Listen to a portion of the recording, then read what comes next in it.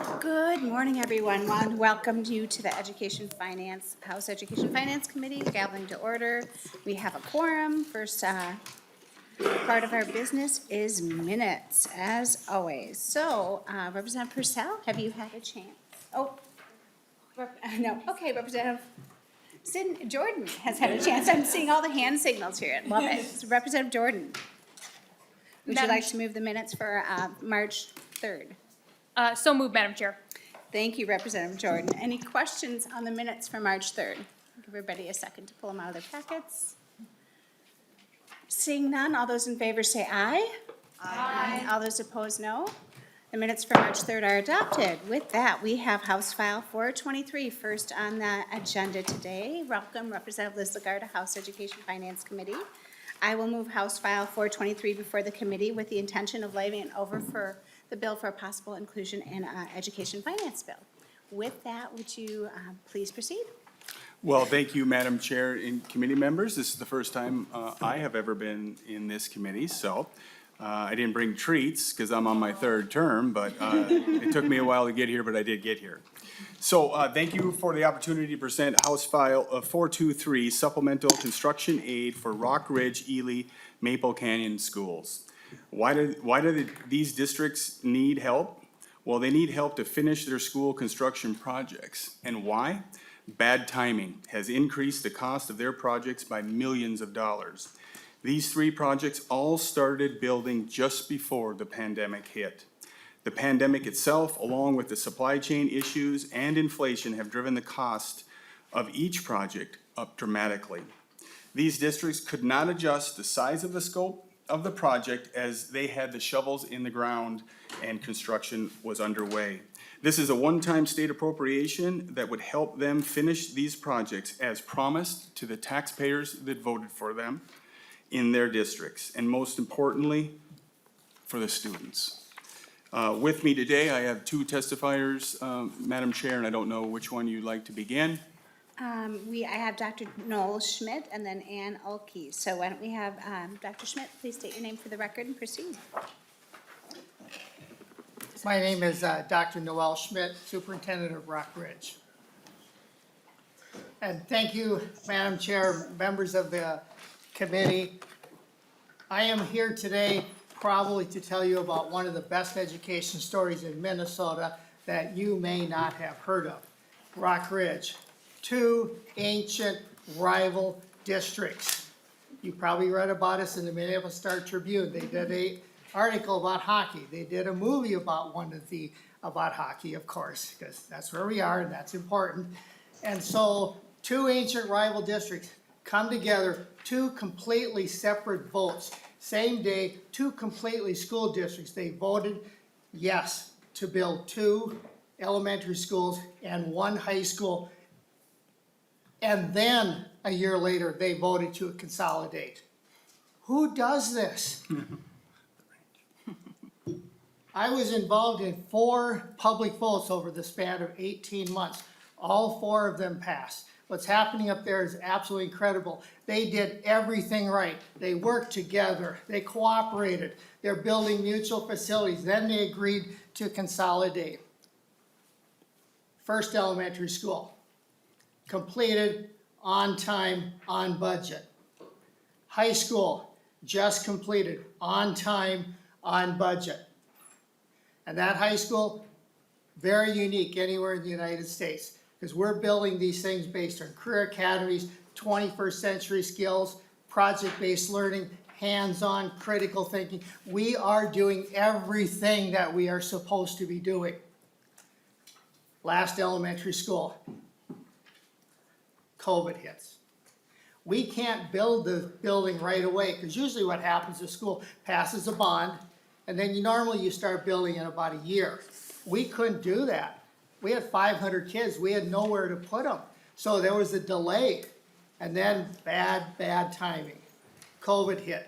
So bids come in, final cost, $7,301,715, over what the taxpayers had voted on in 2019. Who has that kind of money just laying around? And so what we did is we moved all of our demo money into the North Star Elementary. If you're wondering what have we done so far, we moved all of our demo money in. We even included money for demo in the original bond. The voters said yes. We had to cut the outdoor. We have an elementary school right now. They literally have no grass. There's literally no grass. They have no open field to plant because we just simply can't do it. And in case you're wondering, you might have heard, we did talk in regards to tax exemption. That's a drop in the bucket. We need you. We need you to help, and all we're asking for is just help the taxpayers out in one of the poorest areas in Minnesota so that the voters up there and the kids and our grandkids, they get what they voted for in 2019 to cooperatively work together. All we're asking is just consider us when you're taking a look at your bills. Thank you. Thank you, Dr. Schmidt. With that, please state your name for the record and proceed. Thank you, Madam Chair and members of the House of Education Finance Committee. My name is Ann Elke. Some of you might have heard me on the Capitol being referred to as Annie Oakley, because that's what it looks like when it's on print. I'm the elementary principal for the Independent School District of 696 in Ely, Minnesota, which is, if you know, in the Arrowhead at the end of the road. Literally, you can't really go much further than Ely unless you want to go to the Boundary Waters. I'm proud to say that I'm an Ely graduate of the Ely Memorial High School. I returned after college. I taught in Ely, and then I became the elementary principal there. Thank you, Representative Lislegard, for bringing forward this bill, House File 423. In 2020, the citizens of Ely began the process to modernize the Ely School campus by connecting our two 100-year-old buildings, our 100-year-old elementary and 100-year-old high school. With a new building that would include a 21st century learning space for science, technology, and engineering, a new gymnasium, a new library and media center, a new food service area, and additional energy efficiency and technology upgrades to the two existing buildings, and a new safe and secure main entrance for the 100-year-old campus. The entire project was to cost a bit more than $20 million. With $10 million coming from the taxpayers of Ely, and then $7 million from taconite taxes as part of the Department of Iron Range Resources School Collaboration Program. The use of our LTFM funding combined with a modest federal grant made up the rest for the project. As in the case for so many projects, pandemic-related supply chain issues and increases in the cost of building materials have caused the project to unexpectedly increase by over $6 million. The bill proposed by Representative Lislegard will help us finish the project. I know you have many schools asking for funds to help for projects, and you may ask, well, why are Ely and Rockridge different than some of the other schools? Our projects literally started just before the pandemic. We did not have the ability to stop or adjust the project, and the supply chain and inflation increases hit us in real time, leaving us unable to adjust or change our projects. If we were just going out to bid now on our project, we could adjust and size the project appropriately. But due to that timing of our project, we could not do that. Now we are trying to finish the project that our taxpayers of Ely approved. I want to assure members of the committee that our project contains nothing frivolous. We're talking about technology and energy upgrades to our 100-year-old buildings to serve students for years to come. We're talking about safety upgrades that will keep our students and teachers safe. We're talking about new modern learning spaces so that we can train students with the skills that they'll need to either enter the workforce upon graduation or go on further education. Without this additional assistance by the state, we will be unable to finish the important safety and technology upgrades to our two 100-year-old buildings. We have finished the new connecting facility, which is wonderful, but now we need the additional support to finish the project again for our two 100-year-old buildings. Madam Chair and members of the committee, thank you for your consideration for your support of public schools like ours in Ely at the end of the road. If any of you are in Ely, please come and check out our new facilities. Thank you. Thank you. Thank you so much. I checked out your facilities before you started, so I'll have to go back and see how you made that Yes. connection. For those of you who don't know, there are 3 separate buildings with the outside, with no connector between, and their elementary kids in the middle of winter go out to the high school for lunch for where the cafeteria is. So that connector was important. With that, members, do we have any questions or testimony at the table? Questions or, yeah, comments, sorry. Seeing none, Representative Lislegard, final Gosh, I like it comments. easy. No, thank you so much, and I would truly appreciate any consideration when you're putting together your bill, Madam Chair. Thank you, members. Thank you. Thank you, Representative Lislegard. With that, I'll lay over House File 423 for possible inclusion in an education finance bill. I'd like to move hand the gavel over to Vice Chair Clardy.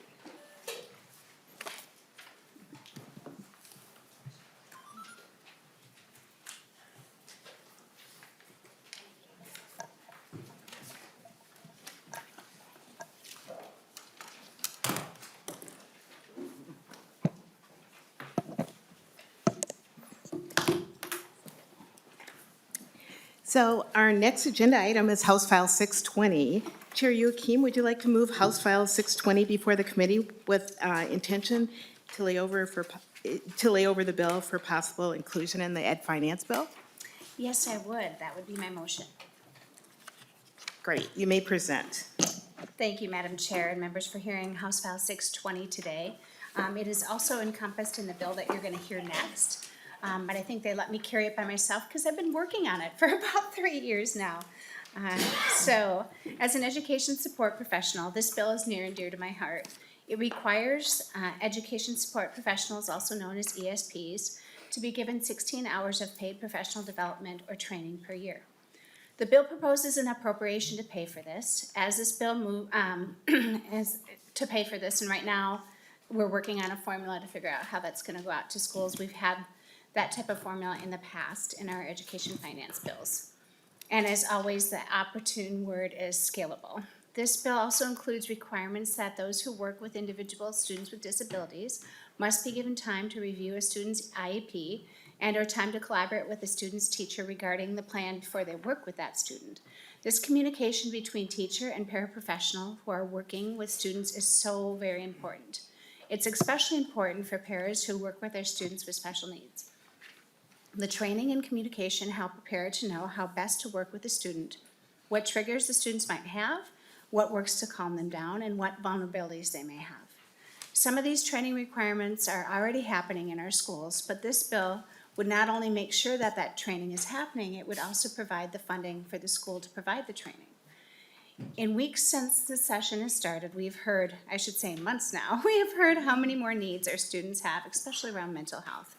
That makes this training in the presence of qualified support staff in our classrooms even more important in meeting the needs of our students. This last interim, I once again worked in our schools as a substitute paraprofessional.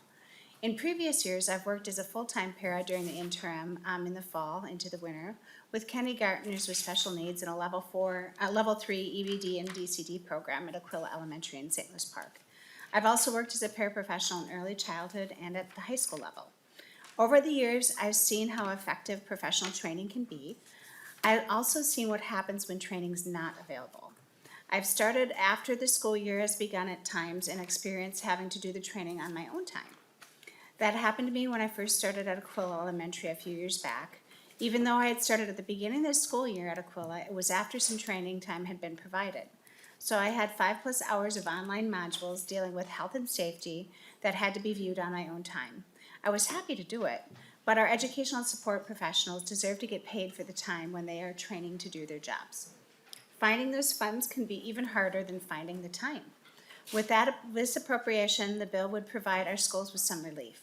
St. Louis Park is not alone in trying to find money for training.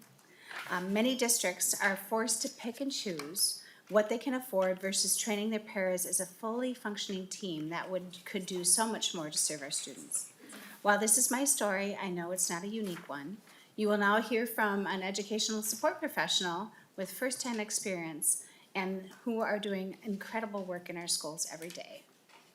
I believe I have Bill Shanti here. He's the program management aide for Poplar Bridge Elementary School in Bloomington Public Schools, and welcome back. Wonderful. Could you please state your name for the record? Hi, I'm Bill Schwant. I am a paraprofessional in Bloomington, as Chair Youakim told you, as well as I am a president of our local Federation of Paraprofessionals. As a special ed paraprofessional in a multi-categorical program, I work with students with a wide variety of needs. There are students on the autism spectrum, students with specific learning disabilities, and emotional behavioral disorders. I spend all of my time in the general education setting, which means that I typically see these students more in one day than their special education teacher sees them in an entire week. I'm here to speak about the need for funding for paraprofessionals across the state. Currently, there is a statute that leaves the professional development up to the school boards, and it's just not happening. In many cases, paraprofessionals are receiving minimal, if any, professional development. Yearly in my district, we are privileged to receive a 6-hour day of professional development at the beginning of the school year. And during the day, we're treated to such scintillating topics as mandated reporting, maltreatment of minors, data privacy, and bloodborne pathogens, which are all very important topics in their own right, but none of those address the topics that allow paraprofessionals to further develop the knowledge and skills specific to the students with whom they'll be working.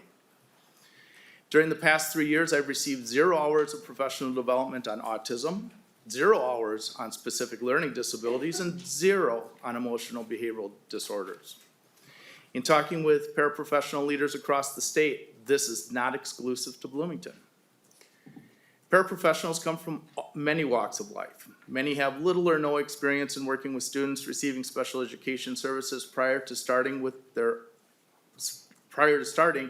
and their own reference to what happens in school is their own personal experience or the experience they have with their own children.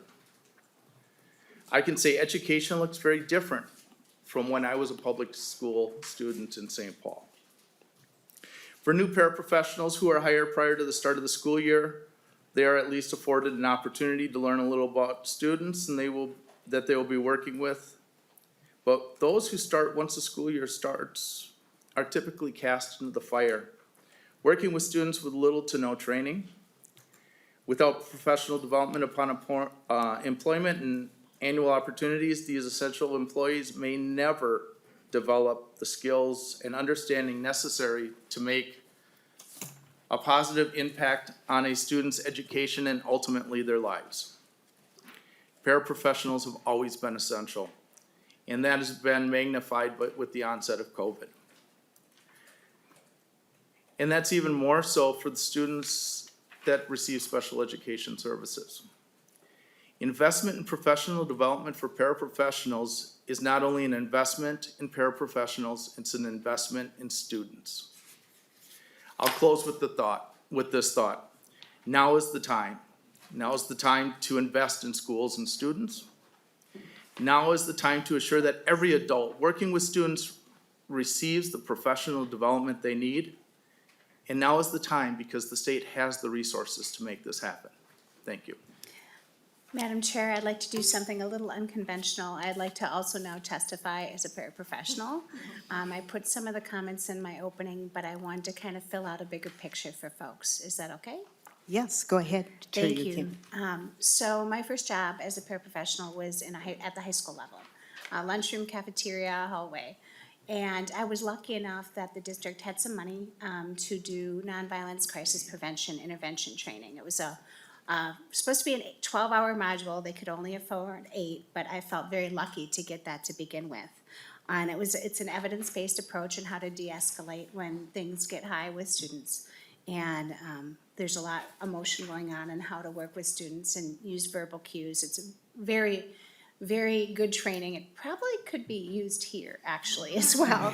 But no, I was lucky to do that, but when I'm 2 years, every 2 years, you're supposed to have a refresher. And when I moved into the next building, they didn't have the money to do the refresher course. I still kept the workbook, I still go over it. But if you're not practicing those skills every few years with folks that are trainers, it's really hard to keep them fresh. I've also worked with vulnerable students where I've been thrown in as a sub, and students that have feeding tubes, students who are nonverbal and use a machine to talk, or a computer, or a laptop, iPad to talk, and not knowing how to function that and feeling like, you know, I'm not doing my best to communicate with them. I've had to help when I was in early childhood, kids with toileting that also are in feeding tubes. So there's a lot of vulnerable students we work with, and this bill would really just ask for some time, one, to work with the teacher to find out what those needs are, what those triggers are, so they can have an optimal school day. It's not their fault their current para isn't there to help them. And also to give those paras the very best start in the beginning of the school year to know how to work with all the students that they're working with, to get the proper training. I've been in schools where districts, you know, scrape whatever money they can together to do this. And I have to give kudos to St. Louis Park for doing that and incorporating the paras as a team. They gave us prep time to actually put down very specific details about our students that we worked with every day, so that if there was a sub, that person would at least have some notes. So there's ways to do this, and this bill would just help provide a little bit of funding. So school districts that I know want to do this is no hit on school districts, they do want to do this, but help, have some funding to help them do this, because it's really important.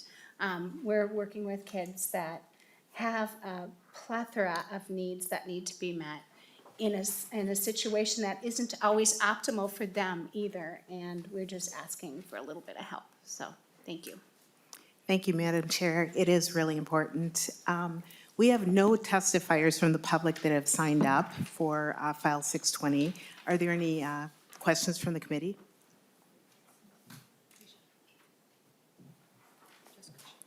Representative Kresha? Thank you. Thank you, Madam Chair, and thank you, Chair Youakim, for the bill and for the testifier. Just as I was thinking through this, and I was reading through the bill, is there an opportunity, can some of this training be done virtually? Can it be done during the e-learning days, like if they have a snow day and they're home anyway? Are there options, or does this have to be directed and in person? Yeah, there are options that our district does afford us on some of those e-learning days, which is a great opportunity. We have a system called Infinitech.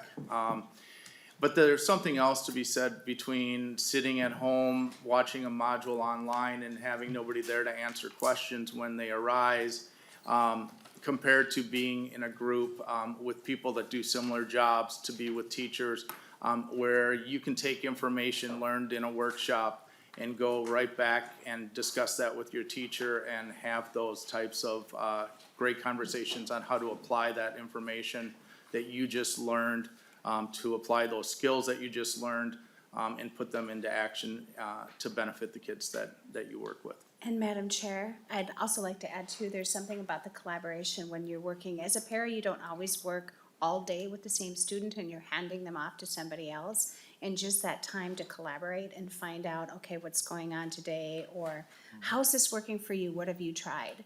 It's a lot similar to the discussions we had around the Bar Center programming, where you're having different paras together. And that's, like I said, that was one of the best kind of professional development training experience I had when St. Louis Park allowed us to do that as a team.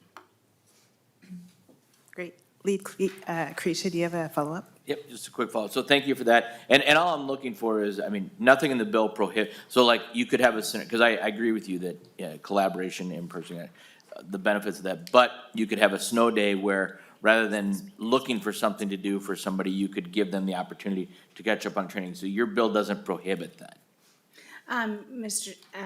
Representative Grisha, Chair no, it Youakim? doesn't. What I would encourage though is that the faster you can get the training in the beginning of the school year, you know, I know it snows sometimes early in Minnesota, but waiting until November or December to get some of this training would really be a disservice to kids. Thank you, Chair Youakim. Thank you, Lead Kresha. Representative Sensimura? Thank you. Thank you, Madam Chair, for bringing this bill. You've spoken a lot about the kind of paid orientation or paid training. Can you speak a little bit to the need for time for paraprofessionals to review students' individualized education programs? Kind of when would a para find time to do that now? And like what would the difference be if we were giving kind of paid time within a para's day or outside of the day for them to do that important work? Chair Youakim? Thank you, Representative Sensimura. Thank you for asking that question, because there is usually not any time. And that is one of the major concerns and one of the reasons why I also wanted to carry this bill. And it's not just reviewing the IEP to make sure you understand what the educational goals are. It's also reviewing the IEP so you can make sure what other needs and triggers a student may have. And if I think I have been given a folder of IEPs during my lunch hour to look over, and that's about it, unless you're right there in the beginning. And part of this too is our districts, they don't always know what students are gonna walk in their door right away, and you could be 2 weeks, a month, 2 months into school and get a brand new student. So this is kind of ongoing training that needs to happen as well, and ongoing access to understanding the student's academic need. Thank you, Chair Youakim. Rep. Sensimura, do you have any Just to follow-up? follow up on that, thank you for putting this in the bill. I think, I know that we've also talked about kind of the number of hours that special education teachers put into writing the IEPs. But, I have seen that those IEPs are only as good as the people implementing them, knowing them. And we know that paraprofessionals often spend more time with our students than anyone else. And so I have seen paraprofessionals that want to do the right thing, but say like, I don't even know what's in that document. I haven't gotten a chance to review it. And so I think also to just give honor to the special education teachers that put so much time into writing those IEPs, we need to make sure that everyone that is working with the student knows what's in that. So thank you. Thank you. And Chair Youakim, do you have any final words regarding your bill? Yes, thank you, Madam Chair. ESPs really are the folks in our schools who provide the most direct services to students with disabilities, as well as support the entire student population. We trust ESPs with very important caretaking tasks. They need professional development to be successful with their students and in their careers, and we owe them at least the chance to receive that training. Training that will be helpful for them to grow in their job, feel fulfilled, and definitely help with retention. You've heard testimonies about how important and effective this training is, and I sit before you with personal experience of how valuable that training can be. As this bill continues to move forward, as we lay it over, I will continue to work with our school districts as well. I know they had some concerns around the language, and we're working on that. And I want to thank members for your comments and questions, and ask for your support of the bill. And with that, the chair lays over House File 620 for possible inclusion in the Education Finance Bill. And I'll hand the gavel back to Chair Youakim.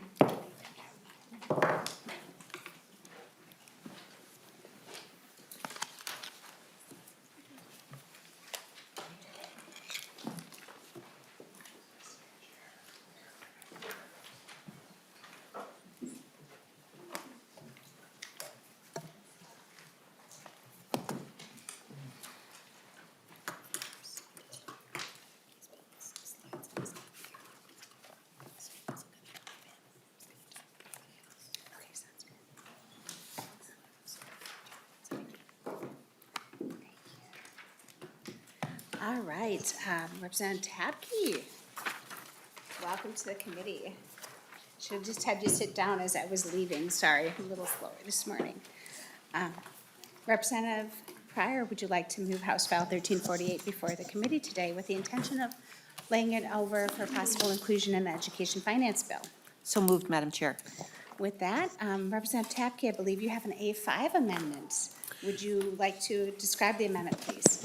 Thank you, Madam Chair. So yes, we have an A5 amendment that is the result of work that we were doing before, and since the Education Policy Committee hearing that we had, this does a couple things. It adds some clarifications, so it adds clarifying language to make sure that this bill is referring to strictly to folks that have student contact in the classrooms, and so it adds student contact. So if someone is a bus driver but also does for the same company trucking, that the trucking piece is not included in this bill, that it is the student contact pieces that are the important. We add a formula into this bill, which I'm sure we'll talk about further as we go forward. And then lastly, it also clarifies the minimum wage pieces of things. So that's where we are at with this amendment, and I'd appreciate support. Thank you, Representative Tabke. Members, does anybody have any questions on the amendment? With that, members, I would renew Representative Pryor's motion to put the A5 amendment on the bill. All those in favor say aye. Aye. All those opposed, no. The A5 amendment's adopted. Representative Tabke, go ahead. Thank you so much, Chair Youakim. So we had a really great discussion in the Ed Policy Committee about this bill, and so what this does is it adds for folks that are in paras, janitors, food service workers, bus drivers, folks that are non-licensed people in the schools. It gives a minimum wage. This bill has it set at $25 an hour. It has healthcare. It has paid time for working with students to make sure that everyone has an understanding as to what the professional development sides need to be. It has paid time to prep, and also has e-learning days as paid. So right now, we've had many e-learning days from a lot of schools throughout this school year, and our hourly workers are not paid for that. And so this is a professional job that deserves to be treated that way. And so we will, that's what this bill does, is for education folks. And so at the last hearing as well, there's a lot of discussion around trust, and there's a lot of discussion around the financing of things like this, and I very much understand the concern around that. And so I just wanted to take a moment to explain further what the intent and what we hope to accomplish with this bill is that for decades in Minnesota, we have not been funding education at the levels that we feel should be funding education in the state of Minnesota. And so that has set up an unfortunate and hopefully into the future unnecessary butting of heads between teachers and between hourly workers that aren't included in that, in those categories. And so there has been a scarcity that just doesn't allow those other folks to get paid what they should be in order to have it as a professional job that we all want it to be, supporting families and moving forward that way. And so with this today, we have 72 openings for paras at the Osseo School District, 14 school nutrition folks that are open positions. $16.63 an hour is what they get paid. And so you can go somewhere else and get paid $16.63 an hour really easily. And that doesn't support our kids and doesn't support our schools. Prior Lake Savage has 10 nutrition positions that are open. St. Peter has 30 bus drivers that are open there as well. And so hopefully this bill is going to be taken in the intent as to what it is meant to do, as well as the piece that I left out on the amendment is that there was a levy line item in the bill as well, that we have removed that levy line item also. So that was met with resistance, and it's not necessary to the bill, so we pulled that out. So I have, there are some testifiers, Chair, when you are ready. Thank you, Representative Tabke. With that, we have Dave Camper. He's the first testifier on remote, and I believe he has a slideshow for us real quickly as well. Mr. Camper, please state your name for the record and proceed. Youakim, committee members, thank you. My name is Dave Camper. I am a senior state policy coordinator for the Economic Policy Institute in DC. I've addressed this committee once before, and I appreciate the chance to do so again. I have a slideshow I'm not going to do every slide of because I want to stick to the 2 minutes, and you have copies of the slides. So I will try to move quickly through this and hit what I think is the critical series of points that we want to make about the labor market for education support professionals. First, I will start with this slide here, which shows that the height of K-12 education employment in this country was 2008. Even before the pandemic started, the country had not caught back up to pre-Great Recession levels of education employees, even though, as the dark blue line indicates, if we kept education employment up with student enrollment, we'd be 658,000 above where we were when this graph was made. Now, this is slightly out of date in some of those numbers, but the point is, K-12 public employment has collapsed in this country. And it's particularly challenging here in Minnesota. If you look at this chart here, which I tried to make as simple as I could, Minnesota's got a great labor market right now. Our unemployment rate is very low. We're frequently the lowest in the country on a month-to-month basis. We also have a very high labor force participation rate, which means how many people who are of working age are in the labor force as opposed to people who choose not to enter the labor force.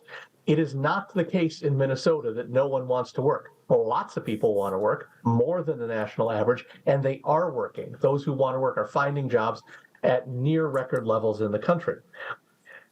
That's why the third row in this chart is so significant.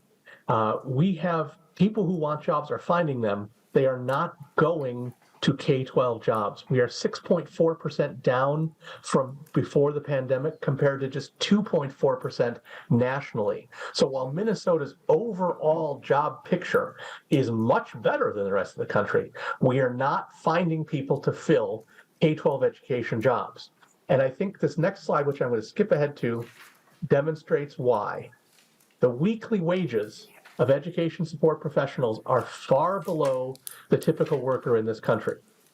They are far below. That's both because their hourly wages are lower and that many of them do not work a 40-hour week. And so basic economics says when employment conditions are good, people leave a lower paying job for a higher paying job. And there's other reasons why people stay in a job. But the pay and compensation makes a significant difference. And this is the situation we face in Minnesota right now, where people who are able to find, who want to can move to higher paying jobs. One of the biggest changes is in bus drivers because the credential to be a bus driver allows you to take a lot of other jobs. If we do not fundamentally change the way education support professionals are compensated in Minnesota, we will never get the numbers that we need. We will never get them. And that will create problems in the long run. And that's what I wanted to talk about. And I'll let you look at the rest of the slides at your leisure. I appreciate the committee's time. Thank you so very much. Thank you, Mr. Camper. Up next, we have Anna Gibson, also remote. Please state your name for the record and proceed.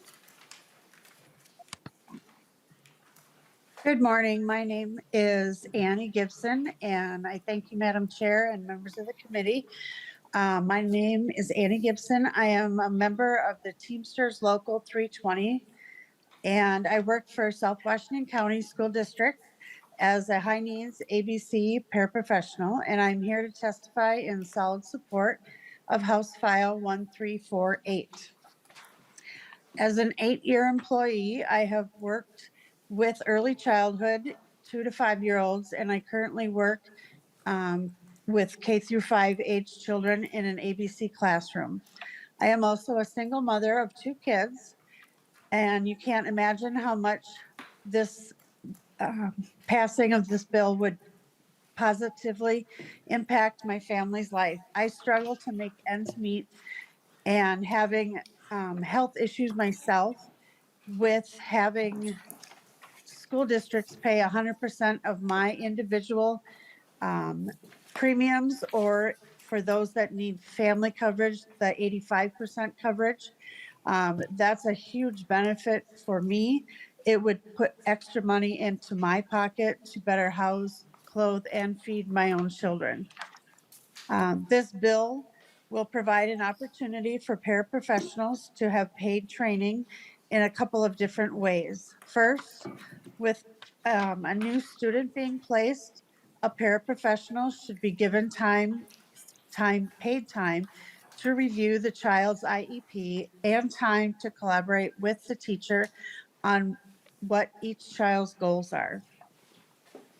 Prior to the school year starting, there should be 16 hours paid training time for all paraprofessionals relating to their specific job, of which 8 hours should be time spent with their classroom teacher to prep for their students. Finally, I want to touch on the shortage that we have in this job. In order to retain people, good people, there needs to be livable wages and better working benefits. I absolutely love my job, not only for the people that I work with, but my kids. Every day I work to make a difference in their lives. These children depend on us every day. They look for us every day. They need us every day. A couple of weeks ago, I was actually out sick for 3 days. And when I returned, every one of my kids came up to me and hugged me and tell me how much they missed me. Now, keep in mind, some of my kids in my special ed classroom are not usually the type that hug other people. So it was kind of a big deal and it made me a little bit emotional. Our children with IEPs are so much more successful when they have consistency in staffing.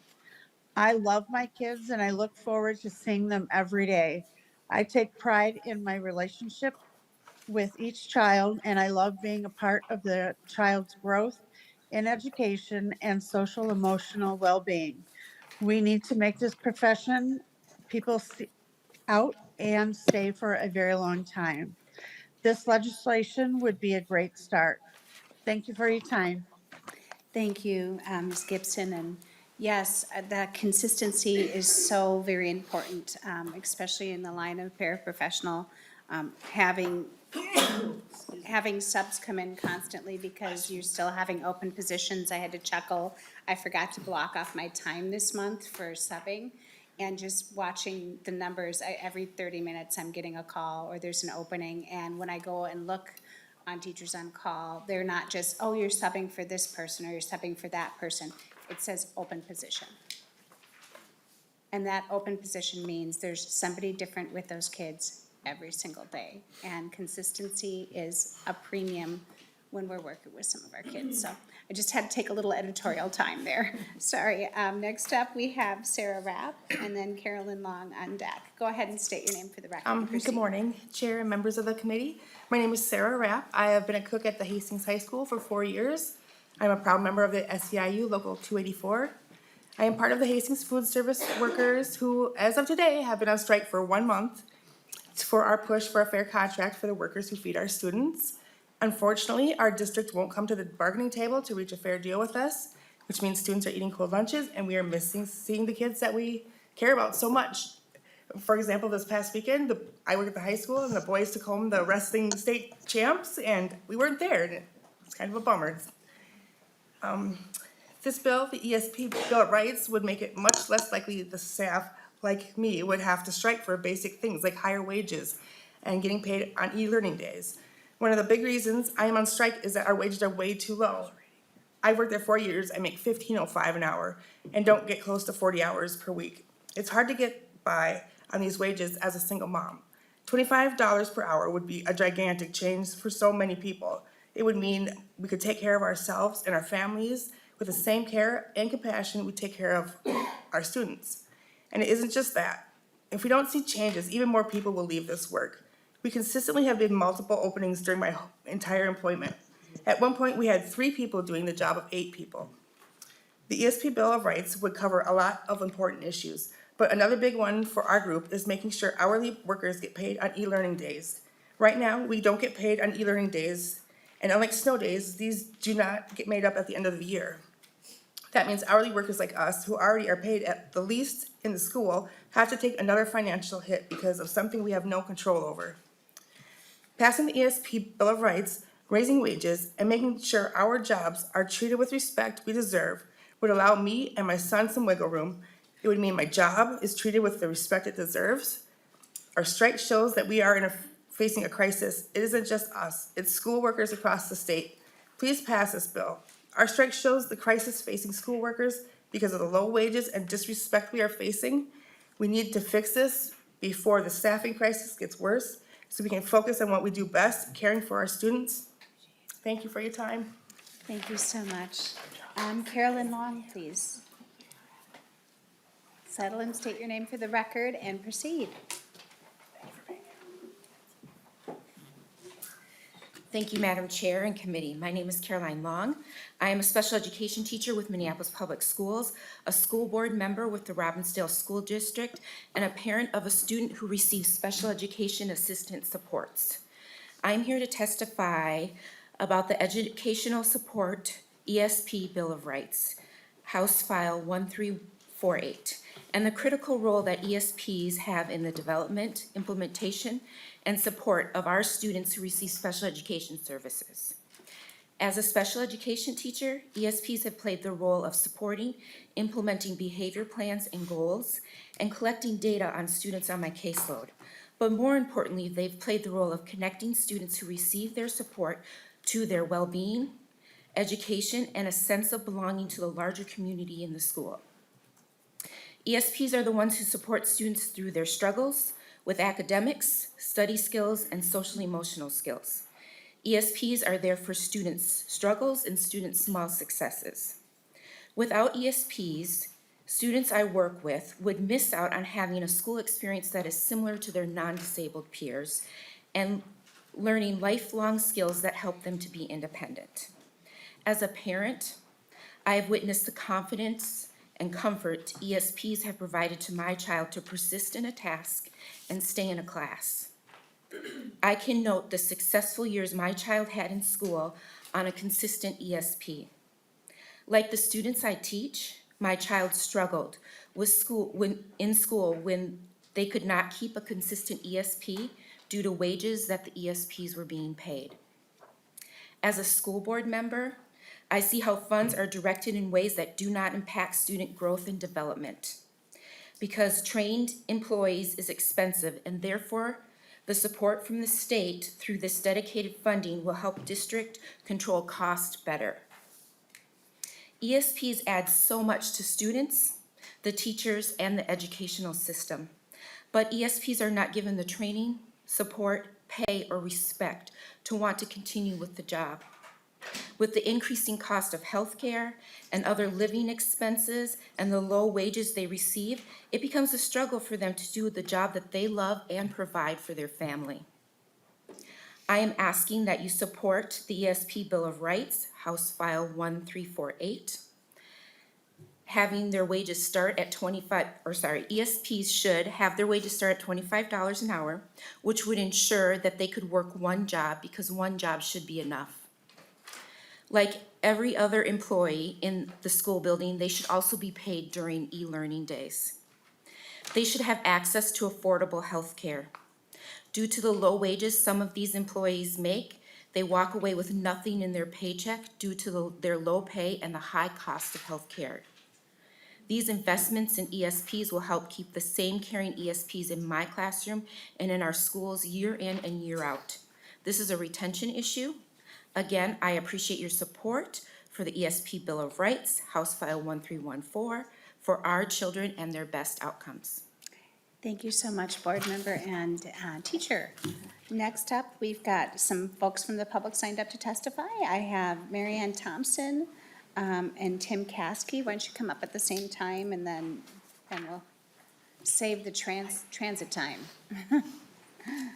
Go ahead, Mary Ann Thomas, state your name for the record and proceed. Thank you, Madam Chair. I am Mary Ann Thomas. I serve as the Director of Human Resources with the Farmington Area School District, and I've been in public education HR for 29 years. I'm here to testify today on behalf of school boards and superintendents on one concern regarding one aspect of House File 1348. The proposed legislation in its current form requires full pay and benefits for weather-related e-learning days this school year.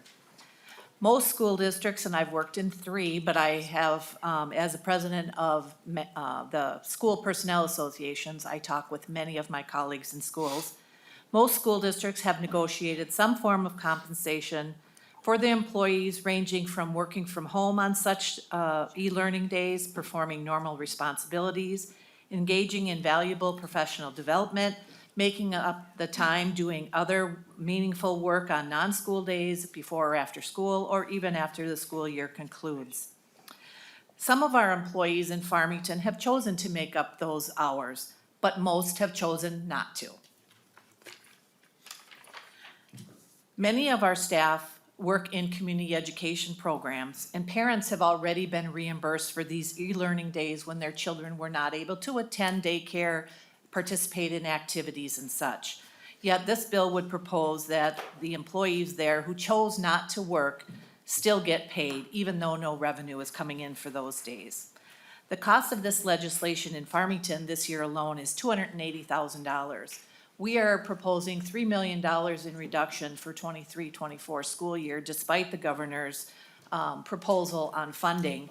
That's 3.5 teachers we won't be able to save, 3.5 counselors, teachers, mental health support workers. We believe that this bill should at least be modified to allow the payment of hours for e-learning days based on performing meaningful work on the day or making up that meaningful work. Or at a minimum, at a minimum, to exclude employees in the community ed program who are in parent-paid programs. I thank you for listening to me today and considering my thoughts on this one aspect of House File 1348. Thank you. Next up, we have Tim Caskey. Please state your name for the record and proceed. Thank you, Madam Chair, members of the committee. My name is Tim Caskey. I am the Executive Director of Human Resources with ISD 728, which is the 8th largest school district in the state. I'm here to talk about the specifics of the $25 an hour minimum wage that is addressed in the bill. I first want to start by saying we believe in a competitive wage, but we believe that that competitive wage should be a product of the market as well as the collective bargaining process. When we look at this bill and we look at the minimum wage, we project that the increase to our district will be $3.4 million. And that increase will be affected in 3 primary areas.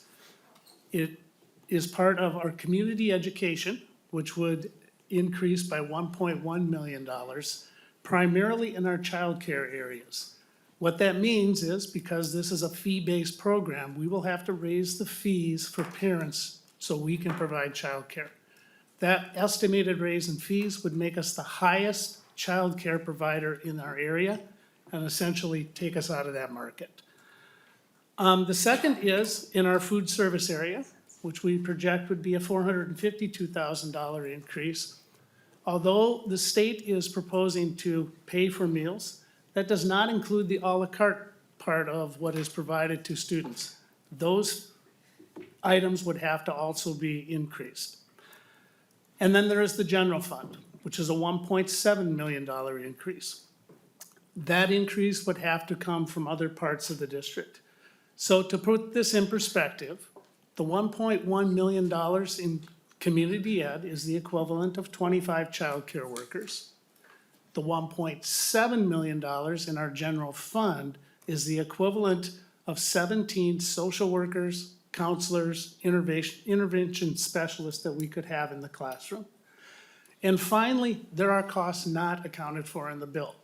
If the wage is a minimum of $25, then we will have to adjust our longevity steps. Our contracts are currently structured to provide longevity increases for a number of years. Those would have to increase also, which is not projected as part of it.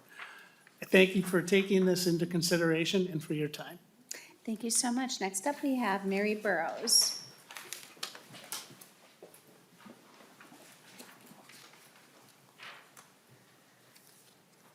And then on deck, I believe we have Scott McMohan, so if you could come up too.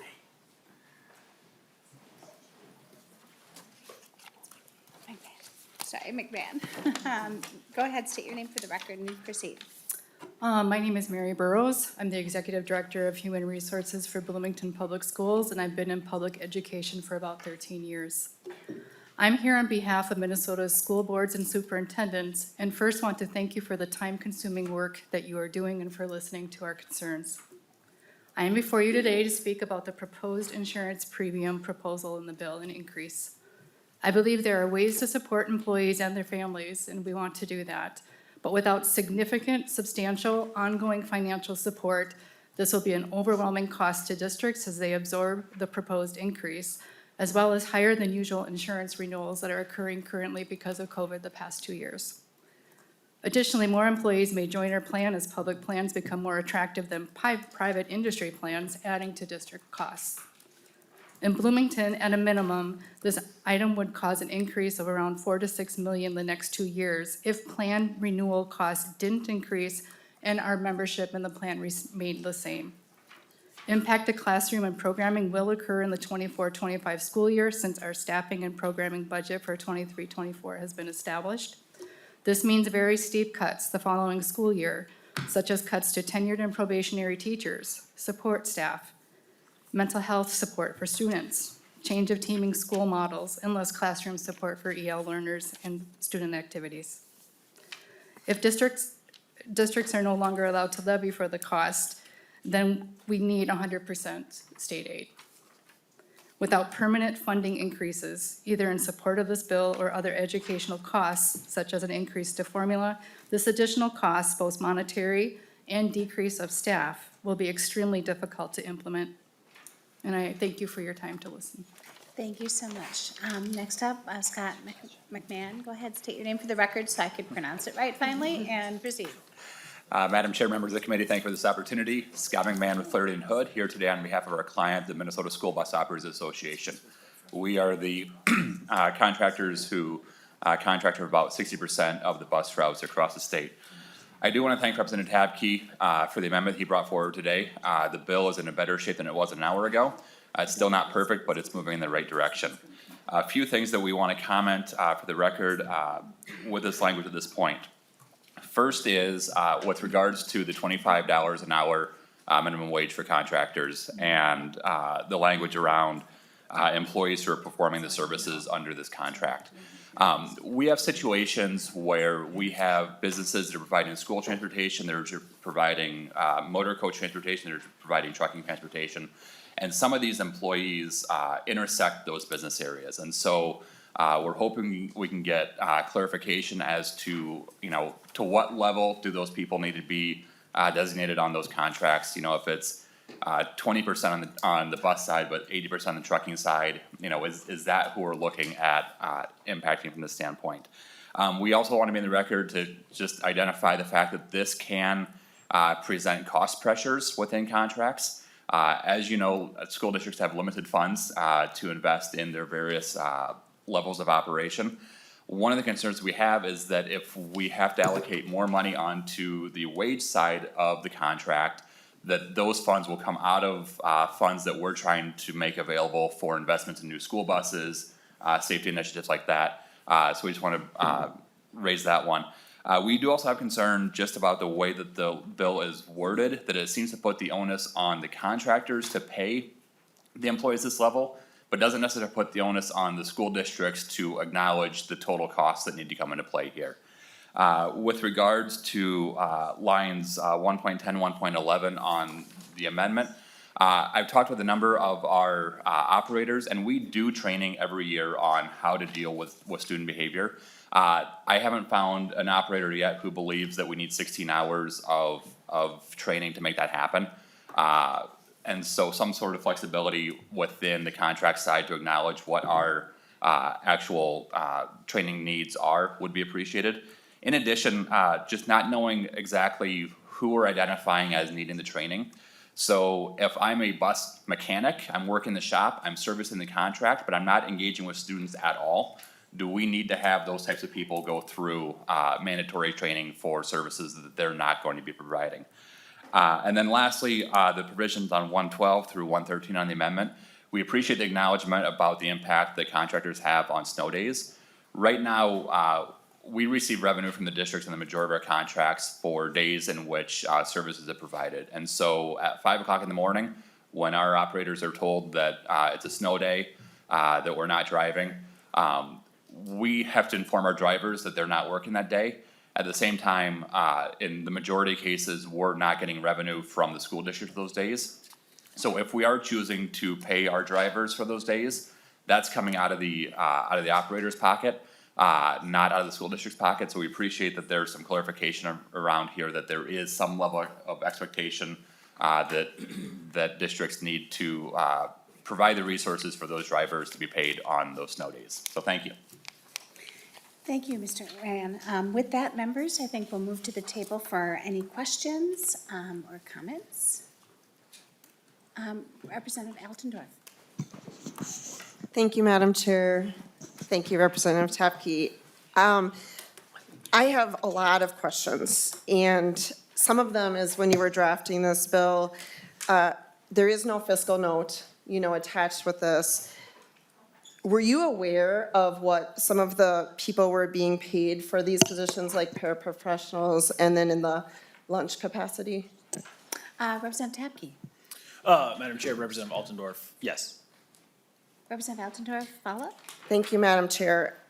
I talked to several superintendents, and I have talked to principals and superintendents regarding your bill. And there is a drastic difference perhaps in the metro from the rural. I'm not sure of why there's such a disconnect here. In my district, many people are being paid $15 an hour. And to raise that to $25 an hour, a small school, and I'm talking a very, very small school, your bill would cost one school $700,000 in increased employment for their salary, $300,000 for their insurance. And if this was pushed through as a mandate, as you're proposing, we are in a year where we have a surplus, and this would be a very, very scary situation for schools to be able to fund this in the future.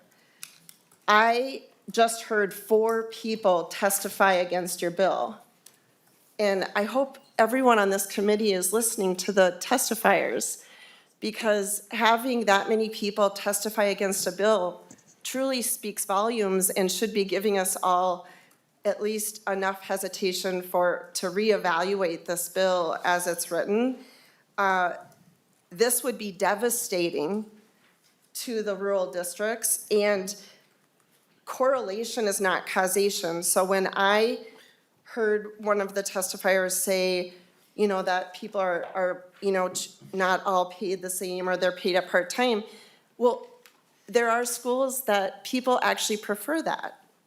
There are parents that prefer to work part-time while their children are at school. And so you are pushing a mandate on a school district that I don't think it would have a lot of unintended consequences. And if the governor proposed, the 4% and the 2% general fund increases, when I am talking to people in my district who continually say, and I'm talking about teachers and principals and superintendents, and they say one of their biggest problems is us pushing mandates on our school districts, and then they're not funded. This would be a crisis to push a mandate on these school districts, and then in 2 years, we're going to hear these school districts are not able to fund these. I really hope every person that signed your name onto this bill takes your name off of this bill. This is not a good bill. Representative Tabke. Thank you, Madam Chair, and Representative Altendorf. I obviously couldn't disagree with you more.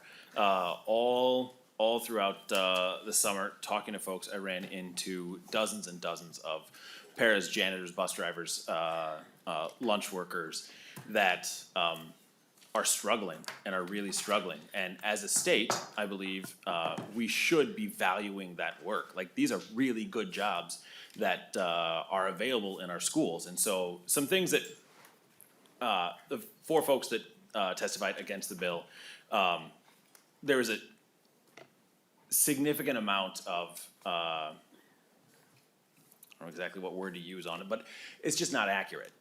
So the bill what will happen is, and there are things that we also obviously need to work about. So as we work through, as we're going through this bill and it gets laid over, I will still be continuing to be open and available to anybody to talk through things and figure out where we go with some things that are concerning. But this bill is, the way it is set forward today, will be 100%, it's not an unfunded mandate, it will be paid for above and beyond the formula. So this is not going to result in any teachers getting cut, any childcare workers getting cut, anyone that direction getting cut, because it will be funded as it goes forward. There'll be changes that have to come with it, obviously. But what you're saying is wrong, along the fact that I very much value these workers in our schools, and they're huge parts of our communities. And the money will be rolling to the school districts as part of this funding, as you see the formula that's in there today. So thank you for your concerns and your questions about it, and happy to talk further as we go forward. Representative Padilla. Thank you, Madam Chair.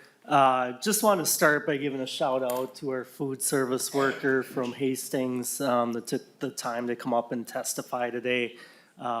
Really, really tough spot in Hastings right now. We need to give those guys a bump, and I've been in regular communication with Superintendent McDowell, and I'm looking forward to a meeting coming up in my office with the union.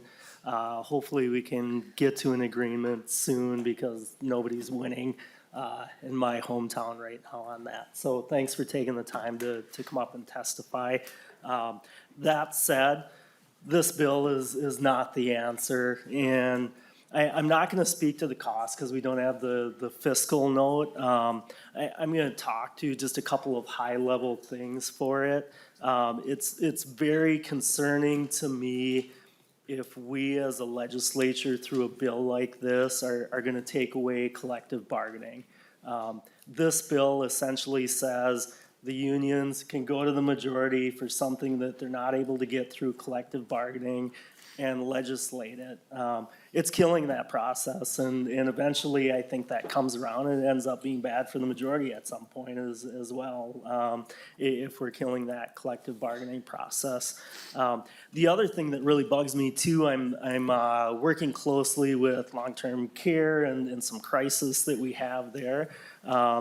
Is the state just gonna start setting new minimum wage for different career fields? I know a lot of CNAs, a lot of nursing staff, there's other professions out there, law enforcement, all kinds of things that could probably come here and put a pretty good argument on the table to say, hey, we deserve a bump, our healthcare isn't right. And I don't know, unless the majority is gonna put together a rainbow omnibus, we're resetting minimum wage for every career field.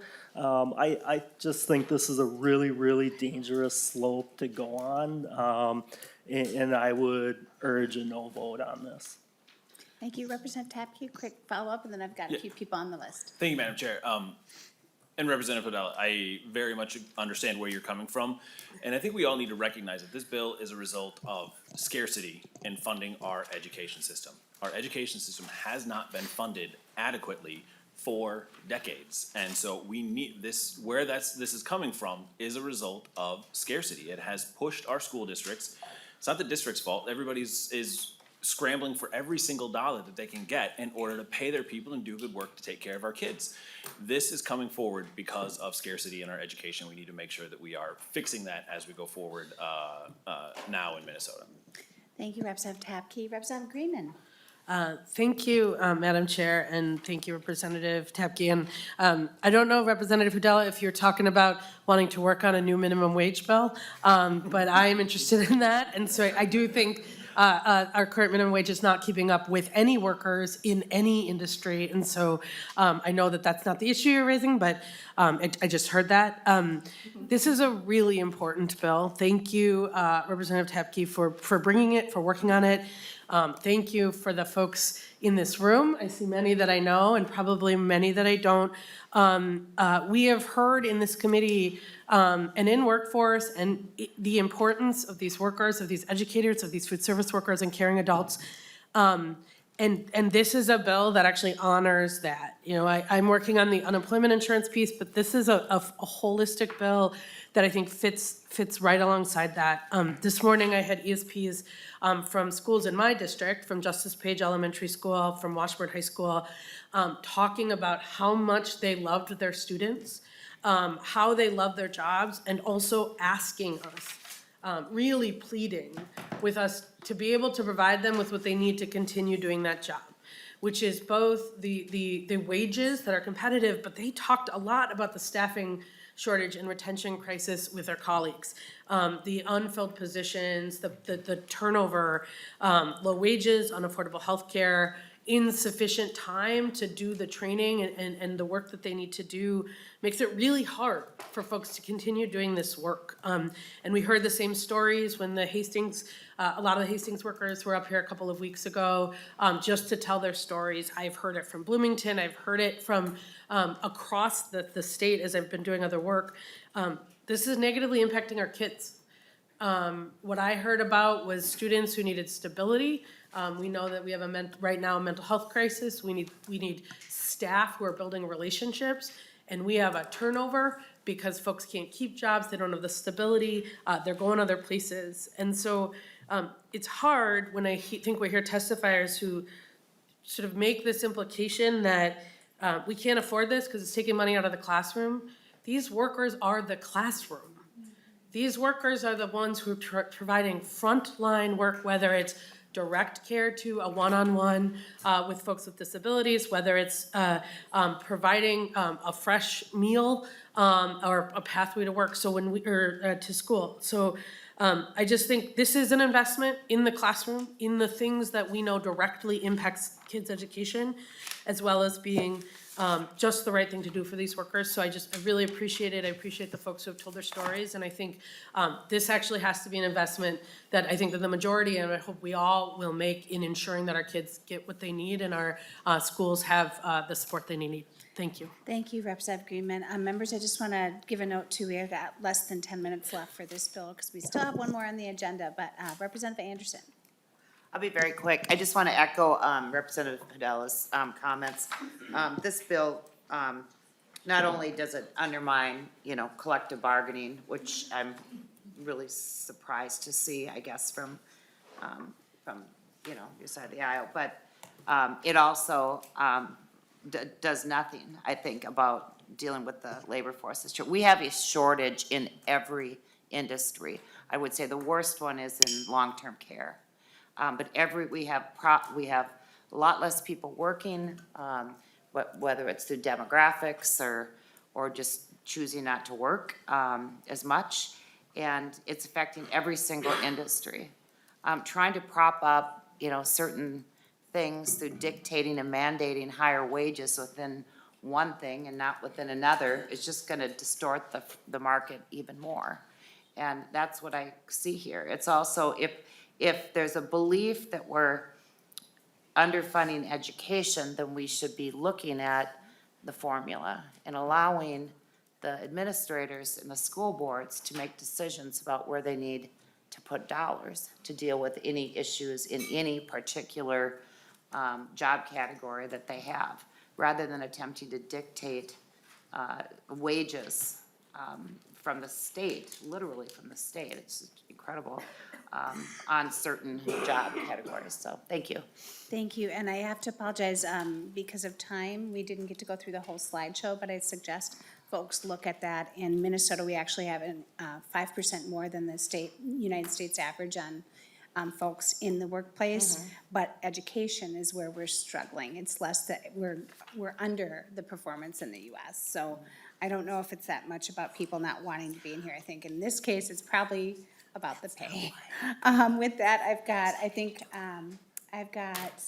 Hill, Clardy, and then Creasha, and then we're wrapping. So Representative Hill. Thank you, Chair Youakim, and really appreciate it, Representative Tabke, for bringing this bill. Due to the scarcity of time, I'll be very, very brief, but just want to echo what Representative Greenman said a few moments ago, that we have incredible servants who have come here today to speak to us. And these are our colleagues who serve as paraprofessionals. It certainly includes our cafeteria staff. It includes our bus drivers. It includes our administrative colleagues as well, and the concerns that they bring. The question comes down to, how can we afford to do the right thing here? And I think what I wanted to echo and highlight from Representative Greenman's comments is, how can we afford to not take care of the folks who are on the front line serving our kids? As the son of a paraprofessional who is held 1/10 of an hour below the threshold to get insurance covered by her employer, I recognize what happens when we operate in a scarcity model. And unfortunately, it seems that repeatedly certain groups, certain employee groups certain individuals tend to be the ones who hold the bag when we don't do right by supporting and strategically investing in our kids through our schools. Thank you. Thank you, Representative Hill. Representative Clardy. This will be really brief, but I'm speaking my truth. And to me, this is deeply rooted in some of the systemic issues that Minnesota has been trying to resolve, because a lot of the populations that would be included in these groups as far as employment would be highly affected, and that's a lot of the BIPOC community. So I just needed to speak my truth, and I'm just putting it out there. Thank you. Thank you, Representative Clardy. And last up, Minority Leader Krisha. Thank you, Madam Chair, and thank you, Representative Tabke, for bringing this forward. I'll just, broad comments are as I think about this. I mean, I understand many of the things that have brought this bill forward, and I think that it doesn't matter who's in power, people try to sway things one way or the other based on stories and things that are happening.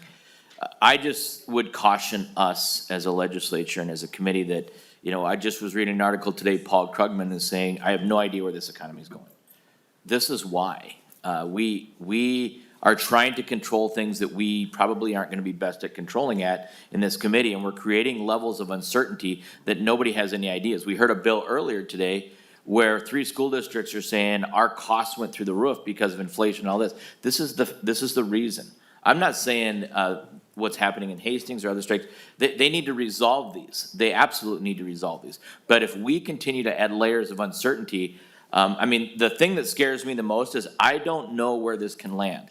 I look at where we have targets and we have things to come. We have impossible situations for a very difficult job for our chair here. And if this doesn't land where either one of these sides in the strike want, then they're going to have to come back to the table. And they're going to have to come back to the table with tools they may not have.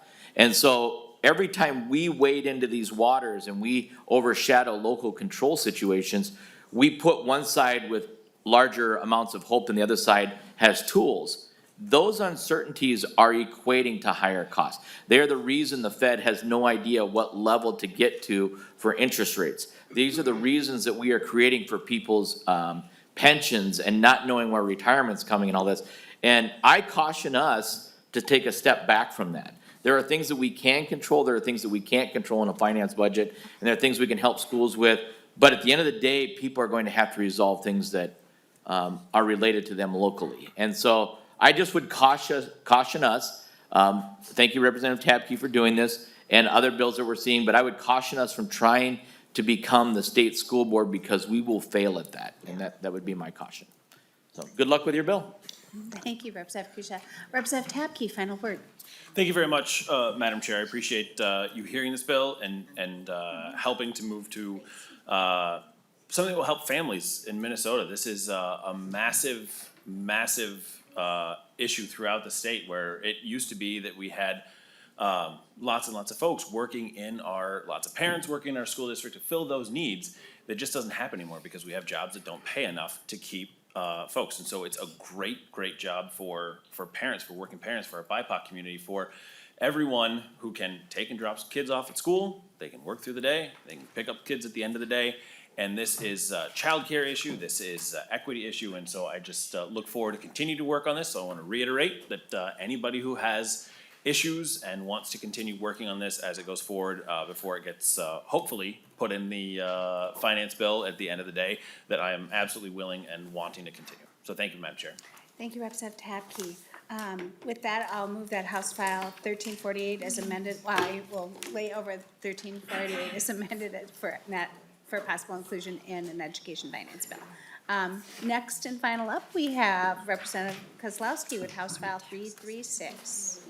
As folks get settled, Representative Pryor, would you like to move House File 336 before the committee with the intention of laying over this bill for possible inclusion in ed finance? So moved, Madam Chair. Thank you, Representative Pryor. And as people leave the room, can we keep it quiet so we can finish our business here today? Representative Kozlowski, House File 336 is before the committee. Please proceed. Thank you, Chair Youakim and committee members. We really appreciate the opportunity to be here and present House File 336 on behalf of the Duluth Public Schools. Back in 2016, the new special education funding formulas negatively impacted Duluth Public Schools as they were unexpectedly billed through special education tuition that more than doubled, costing the district over $5 million and draining their financial reserves. So the bill in front of you today is truly a step forward to try and right a wrong that was actually created by the state in an attempt to make the district whole and replenish their reserves. So with me today is Duluth School Superintendent John Magus, who will testify in support of this bill.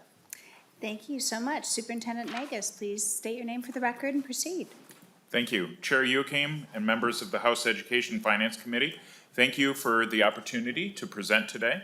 And my name is John Magus, and I'm Superintendent of Duluth Public Schools. Thank you for hearing House File 336, and we especially thank Representatives Kozlowski and Olson for authoring the bill. For many of you, the faces of Duluth and the issues of our special education funding issue are not new. We've been coming year after year, and we've actually had this included in several omnibus bills in the past, and it was right at the finish line when it wasn't continued along with other funding. But basically, there has been a funding anomaly that happened in 2026. When the new formulas went in place, there was an anomaly billing, so we were basically double billed by the charter schools that year. So that created for us a funding ceiling and a funding floor that were much lower than other districts. And it did affect several other districts as well, but most districts were affected for maybe approximately 75,000 at most for the other districts that were impacted. But because of that funding anomaly, we were unable to receive over $5 million in funding over the course of that 4 years. So the tuition rates were double that year, and that's the cause of that funding. So with that $5 million coming out of our coffers, when I started as superintendent in 2020, I was hired in March of 2020, which was an exciting time to come on as a new superintendent. We looked at our financial reserves, and the school district fund balance was at about $400,000. $400,000 where a district of our size would normally have a fund balance of about 10 million. And you might think, well, what happened? What were some of the impacts on kids because of that funding anomaly? And we have very archaic textbooks. We didn't have laptops going into the pandemic, and we also had other things that factored in.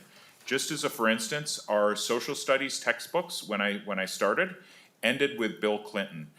For the American history textbook. So there's a huge need for us to have those funds replenishing our coffers so that we're able to put in place some of the things that other districts have been able to put in place. We are very grateful to hear this as well, though. So really, we're not asking for $5 million. We're not asking for the full $5 million. We're just asking for the $2 million that's been in the omnibus bill several years in a row.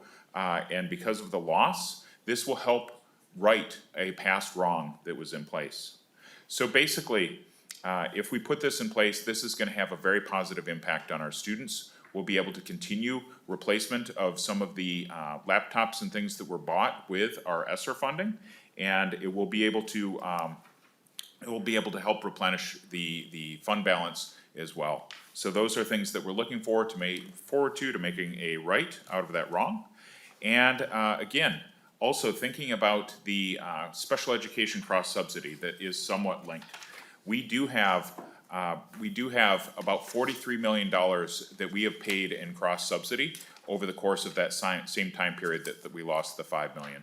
So even if we fund cross subsidy at 50%, that would be about $11 million additional dollars for our district. That would be if it was 100%. It would be about $6 million if it was at 50%. So we are very much looking forward to the work that is being done by the legislature at this time, and we appreciate that. I would also say that I'm coming to you not just on behalf of myself as administrator for Duluth Public Schools. I've also been a teacher. I started my career 30 years ago as a special education paraprofessional.